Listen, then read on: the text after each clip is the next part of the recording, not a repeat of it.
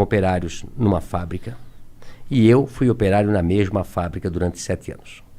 Eu me lembro que na nossa época, eu tenho 58 anos de idade, né? E na época todo mundo entrava com 14 anos de idade a trabalhar, que também não morria ninguém.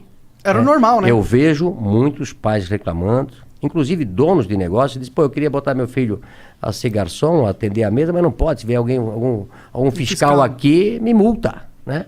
Antigamente ninguém morria por trabalhar. É isso, também está errado. Então, meu pai, eu sempre fui muito estudioso, eu sou disléxico, né? Disléxico é a dificuldade de aprender a ler nos primeiros anos. Tu também? Sim, eu tenho muita dificuldade em ler. Eu também. Nossa, muito difícil. A professora, quando dizia assim, Luciano, continua a leitura. Eu já ia na aula de português tremendo. Eu já ia mal para a aula de português. Eu sempre fui péssimo em português e ótimo em matemática. Eu sempre aprendi a multiplicar e a somar. Dividir. Essa é boa, né? Eu sempre aprendi muito. Essa é boa, né? É somar e multiplicar. É dividir e diminuir, puta, não aprendi nada.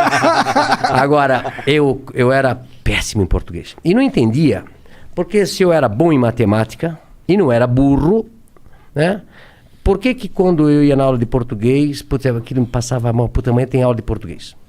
E aí a professora, eu acho que na 5ª série, 6ª série, a professora disse, Luciano, continua a leitura.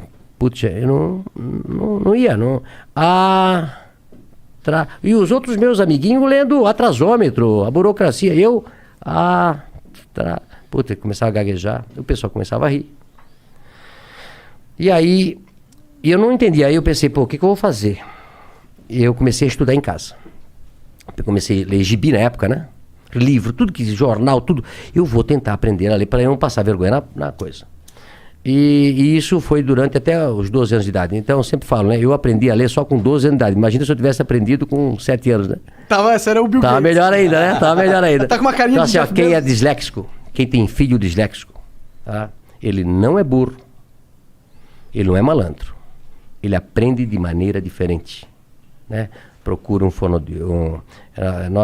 Como é que eu descobri depois que eu era coisa? Porque eu tive filhos depois na escola com dislexia, né? A gente fez simpósio. A nossa cidade tem colégio, a Cultura, que é especializado em quem é disléxico, né? Os Estados Unidos tem escola para disléxico, onde todo mundo é disléxico. Recentemente eu recebi um tudo audiobook. Não, aprende através do silábico. Entendi. Beabá. Hoje é construtivismo, você aprende a ler a letra inteira. Uhum. Isso é um erro do Brasil aí, tem que mudar essa...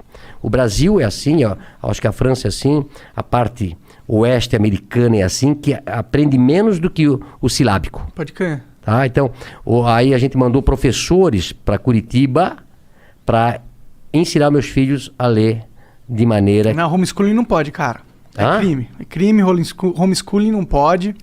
Não pode, você não pode ter o seu filho estudar. Ele tem que estudar só naquela escola quadrada que o Estado fez. Não pode ter outro tipo de escola, não pode, hein, cara. Mas hoje tá mudando. E eu digo pra você, quem tem um filho disléxico ou um filho que tem... Esse filho pode virar um problema no adulto, porque ele foi marginalizado na escola, né? E eu, graças a Deus, depois aprendi e tal. Mas eu saí, então, de pais operários. Eu comecei numa fábrica também. O que a fábrica fazia? Fábrica tecidos. Fábrica Renault. Uma fábrica de tecidos de centenas de anos. Todo mundo lá em Brusque trabalhou na fábrica Renault. Ela eu comecei lá. Será? Eu comprei a fábrica faz 2 anos. Tu comprou? Cara! Legal. E aí, depois de 3 anos eu trabalhei na expedição. O meu gerente me chama e disse, Luciano, eu era chamado lá até de ligeirinho aí eu corria pra cá, corria pra lá. Eu nunca parei. Eu nunca parei pra conversar. Eu corria nas escadarias, sempre trabalhando, acelerado. Aí um dia ele me chamou, esse meu gerente, e disse, Luciano, você é muito bom pra ficar aqui. Eu te arranjei um emprego de vendedor, lá no outro lado. Tu não queres ir pra lá? Eu disse, puta, vou pra lá. Aí me encontrei. Até hoje eu sou um vendedor. Adoro pessoas, adoro vender, né? E aí depois montei a Avan com apenas um colaborador do tamanho dessa sala aqui. Tua sala aqui é do tamanho da minha loja que eu comecei. Caramba. O que tu tava pensando quando tu criou a Avan? Não tô falando assim, não tô falando do que tu ia vender, não. Tô falando... porque assim, a Avan tem toda uma identidade, né?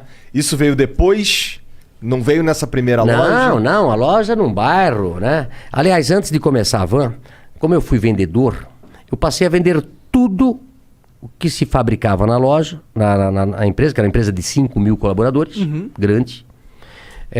E também o carro da diretoria, a sucata, tudo que tinha na van, era eu que na Renault na época, sim. eu vendia.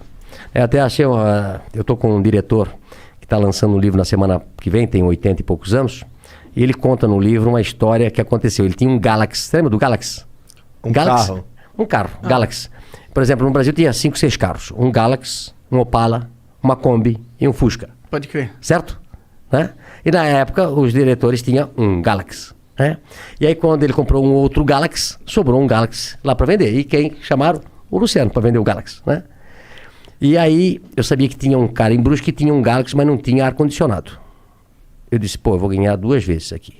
Né? Eu disse pro dono do cara, vamos vender o ar-condicionado, que vale uma fortuna, e depois nós vendemos o Galaxy. E fizemos isso. Arranjei, vendi pro... E o cara era bem gordo, Telmo Rosinski, que eu nunca me esqueço, lá de Brusque, bem gordo. Então, eu vendi o ar-condicionado, tirei o ar-condicionado, vendi o ar-condicionado quase com o preço do Galaxy, e depois vendi o Galaxy. Foi um sucesso. Até hoje eu não esqueço disso. Então, assim, depois disso, eu montei primeiro uma tecelagem de toalha, em 1984, com 22 anos de idade. Da hora. 22 anos de idade. E depois eu montei a van. Por que você tinha esse negócio de montar empresa? Porque seu pai e sua mãe eles eram operários. Eles tinham alguma coisa de montar empresa, né? Dentro deles? Não. E meu pai dizia assim, Luciano, eu começava das 7 da manhã às 5 da tarde. E meu pai trabalhava das 5, 1h30. E aí, antes de eu ir para o escritório onde eu trabalhava, eu passava no lugar que meu pai trabalhava, que era um subsolo. Trabalhou 42 anos num porão. Meu pai. Caralho. 42 anos. Vitamina D faltava bastante. Coitado. E aí, eu dizia, pai, agora eu vou montar uma empresa para mim. Ele disse, estás doido, Luciano? Eu tô aqui a vida toda de operário. Tu já tá naquele escritório bonito ali. Fica ali, o emprego teu é bom. Olha só, pai passou a vida toda aqui. Disse, não, pai, eu vou montar um negócio para mim. Mas da onde você tinha isso? Por que você queria montar? Você tinha eu acho que feeling... como é que vocês montaram esse negócio aqui? Eu vi os gringos fazendo. É igual, né? Conhecimento. Eu digo que o conhecimento vale mais do que um diploma. Não é isso? Total. Não é a faculdade que vai fazer. É o teu conhecimento, a tua força de vontade. E eu disse, pai, eu vou montar uma tecelaginha e vai dar certo. Aí montei uma tecelaginha, depois tirei meu pai da fábrica e botei ele a trabalhar comigo. Que da hora. Esse deve ter sido um dia da hora. Mas você já pagando salário pra ele ou ele foi com uma aposta? Claro. Assim? Não.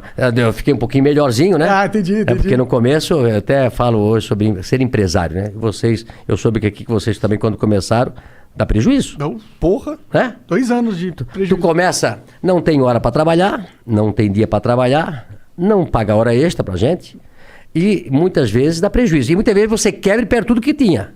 É verdade. Então, como eu tinha 22 anos de idade, eu vou tentar. Não tinha namorado, não tinha casado ainda, nada.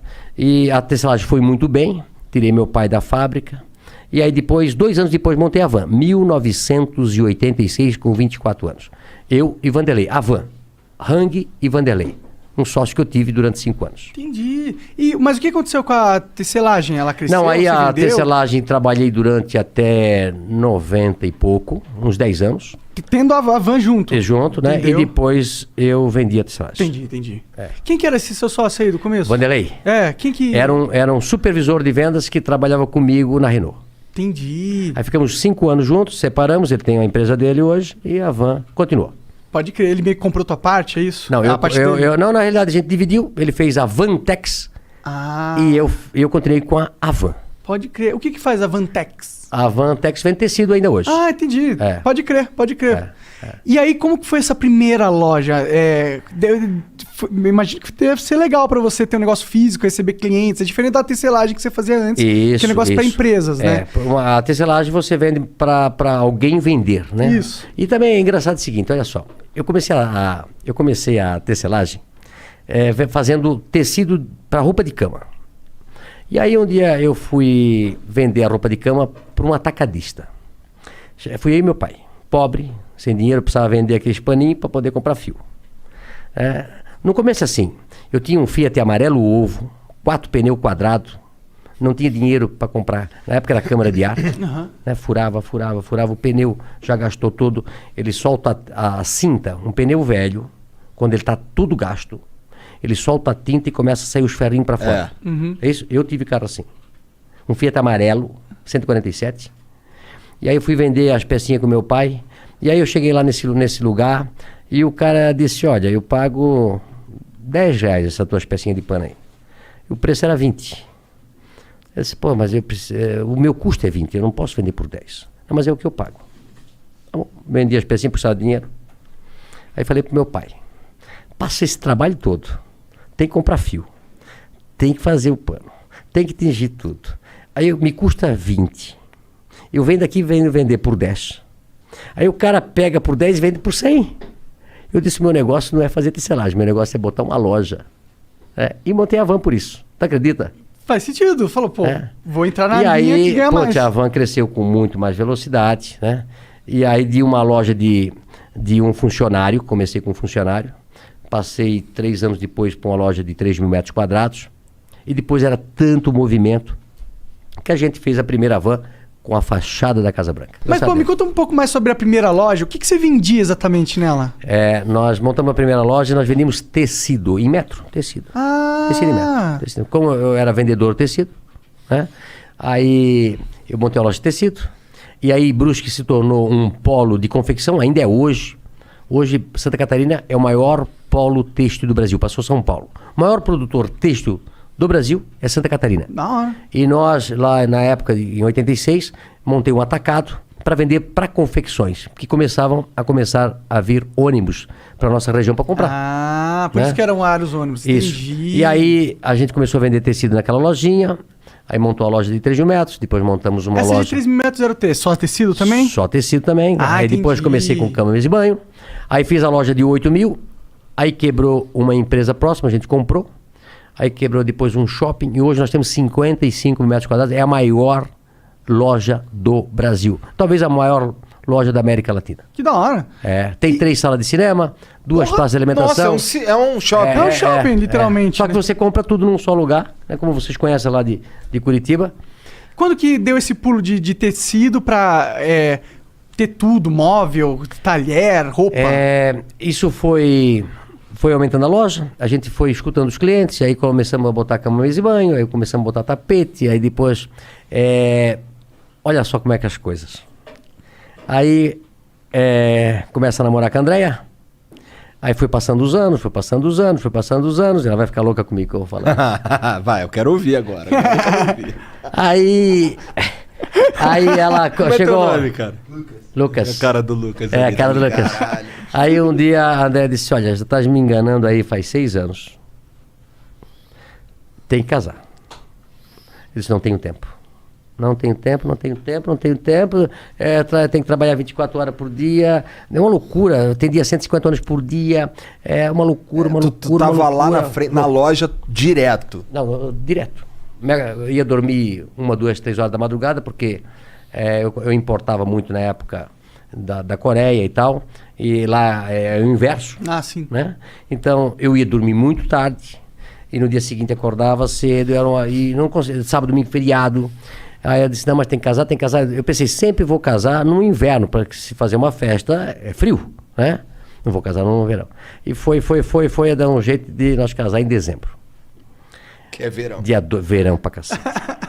Né? E aí casamos e eu, por sorte, tinha escutado um senhor me falar que um lugar lindo, maravilhoso era a África do Sul. Aí marquei a viagem para a África do Sul, casei no sábado, fui para a África do Sul no domingo, cheguei na segunda e voltei na sexta. Ou seja, fiquei 3 dias na África do Sul. Lua de mel rapidinho. Mas lá era o hub, na época, de todos os aviões que iam para o Oriente.